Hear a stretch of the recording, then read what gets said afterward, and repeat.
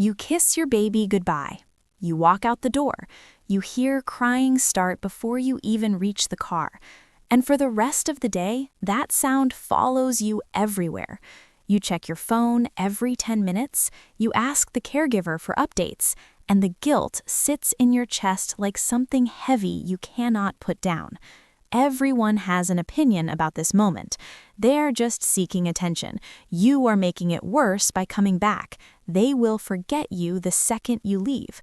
Every single one of those statements is wrong, and neuroscience can prove it.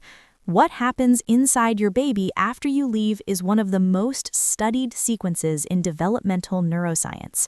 And what researchers found will change the way you feel about every single goodbye. The moment you disappear from view, your baby's brain does not think you are gone forever. Object permanence, the understanding that things exist even when you cannot see them, begins developing around 4 months and solidifies closer to 8. Before that milestone, out of sight genuinely means something different to the infant brain. Not gone forever, but uncertain, and uncertainty is what the alarm system responds to. The amygdala, the brain's threat detection center, fires the moment the primary attachment figure disappears. It does not ask questions. It does not wait for reassurance. It just sends one signal: find the safe person. And when the safe person cannot be found, the hypothalamic pituitary adrenal axis activates. Cortisol, the stress hormone, begins to rise. This is not manipulation. This is biology doing exactly what it was designed to do. The cry your baby makes when you leave is not a performance designed to keep you there. It is a genuine distress signal from a nervous system that has lost its primary regulator. Here's the word that changes everything: regulator.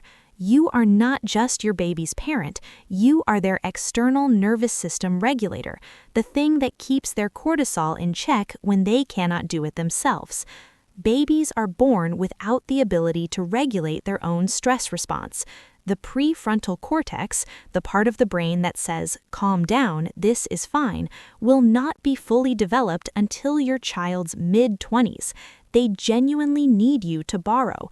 When you are present, your calm heartbeat, your steady breath, your familiar voice, all of it tells your baby's nervous system, stand down, threat level 0. When you leave, that external signal disappears, and the system has to manage alone. Now here's what actually happens in the minutes after you walk out. The crying peaks, usually within 2 to 5 minutes. Cortisol rises sharply. Then something important happens. The secondary caregiver, the person who stayed, begins doing what you do. Their calm presence, their voice, their warmth starts to work, and the baby's cortisol begins to fall. Most babies, in a safe, loving environment, regulate within 10 to 15 minutes of the parent leaving. They are not forgotten you. They are not over the goodbye. They are doing the hardest neurological work of their young lives. The caregiver who tells you they stopped crying immediately after you left is not lying to make you feel better. In a secure, responsive environment, that is genuinely what happens, and it's a sign the baby's system is working, not that they don't care about you. But here's the part that breaks every parent's heart a little. Research shows that even when babies appear calm on the outside after a separation, their cortisol can remain elevated for significantly longer than the visible distress lasts. They look fine, they're playing, they might even be laughing, but inside, the stress system is still working to fully return to baseline. The body remembers the separation even when the behavior doesn't show it. This is not a reason to never leave. Separation is a normal and necessary part of development. This is a reason to understand what your baby is actually doing when you go, and to stop calling it manipulation. Every separation that goes well, every goodbye followed by a return, teaches your baby something irreplaceable. It teaches them the safe person leaves, and the safe person always comes back. That lesson, that absence is temporary and return is reliable, is one of the most important things a developing brain can learn. It's the foundation of trust, and it's built one goodbye at a time. So your goodbye is not damaging your baby. Done with warmth and consistency, your goodbye is teaching them that the world is safe enough to survive the temporary loss of the best thing in it, which is you. Now let's talk about what makes a goodbye harder, because not all separations are equal. Research identifies several factors that determine how a baby's stress system responds to a parent leaving. Factor 1, predictability. A goodbye that follows a consistent ritual, same words, same hug, same wave, activates less cortisol than a sudden disappearance. Your baby's brain learns the pattern. The pattern predicts the return. The return becomes expected. Factor 2, the quality of the secondary caregiver. A warm, responsive person who quickly reads and meets the baby's needs dramatically reduces how long elevated cortisol lasts after separation. You can't control everything, but this one matters enormously. Factor 3, your own emotional state at goodbye. Babies read faces in 130 milliseconds, faster than a word can be read. If your goodbye face is tense and guilty and scared, their amygdala reads that before you even finish the sentence. This is not your fault. Guilt is one of the most natural responses to leaving someone who needs you. But the most protective thing you can give your baby in that goodbye moment is a calm face that says, "I am not afraid of this. You should not be either." Fake it if you have to. That calm face in the goodbye moment is one of the most powerful things you will ever give your child. Their amygdala will thank you, their cortisol will thank you, and in 10 years they won't remember the goodbye, but the security will still be there.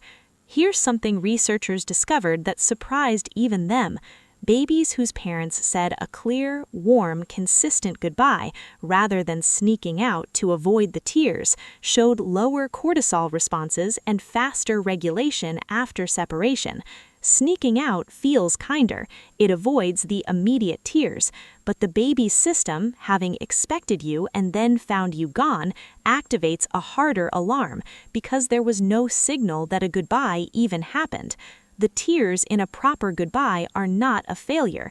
They are the system working correctly, registering the separation, activating the signal, and then beginning the regulated return to calm. The sneak out skips a step the brain actually needs. Now let's talk about what your return does, because this is the part most parents don't know. When you come back, your baby's stress system doesn't just reset, it upgrades. Every return after a separation deposits something into what researchers call the secure base. The secure base is the internal working model of the world, the belief, built from evidence, that the people who matter will come back. A baby with a strong, secure base explores more boldly, recovers from distress faster, and, decades later, builds stronger adult relationships. You are building that base one return at a time, every single time you walk back through that door. So your goodbye costs something, and the return pays it back with interest. And the only way to make the return count is to have had the goodbye first. There's one more thing worth knowing, and it's about the moment of reunion. How you greet your baby when you return matters as much as how you left. A warm, present, responsive reunion, getting down to their level, making eye contact, letting them lead the reconnection, tells the stress system the safe person is back, and they came back fully. A distracted return, eyes on the phone, half present, the system registers that too. You don't have to be perfect. Parenting is not a performance, but those first 60 seconds after you walk back through the door are neurologically significant, and they cost you nothing except presence. Now here's the important warning, because there are separations that are too much. Prolonged, repeated separations in the first year without a consistent, warm secondary caregiver can chronically elevate cortisol in ways that affect brain development. This is not about working parents. This is not about daycare. This is about the quality and consistency of care during separation, not the separation itself. A loving, responsive caregiver changes the neuroscience completely. If your baby cries dramatically at every separation and doesn't seem to calm no matter who is there, that's worth a gentle conversation with your pediatrician, not as a diagnosis, as information. You are the most calibrated observer of your child that exists. But if your baby cries when you leave and calms when the caregiver responds, that's the system working. That's not a broken baby. That's a baby whose attachment system is doing exactly what it was designed to do. You are not traumatizing your baby by going to work. You are not damaging them by needing a few hours to yourself. You are giving them a separation and then a return. And the return is everything. The guilt you feel when you leave, that is not weakness. That is attachment working in you. You feel it because you are connected to them, because you are exactly the right person for this job. The fact that leaving is hard for you is the same force that makes coming back so powerful for them. The same bond that makes the goodbye hurt is what makes the return heal.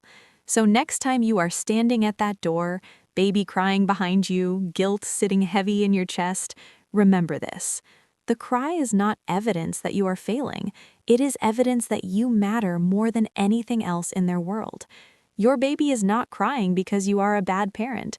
Your baby is crying because you are the best thing that has ever happened to them. And the system knows it, even when you forget. The goodbye is hard because the bond is real. The bond is real because you showed up. Every day, in every ordinary moment, before this goodbye ever existed.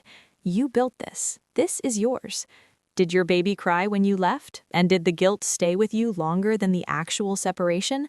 Tell me in the comments, because you are not alone in this, and I think you need to hear that. And stay for the next video, because what happens inside your baby's brain the moment you walk back through that door is one of the most beautiful things developmental neuroscience has ever documented. You deserve to know what your return actually does.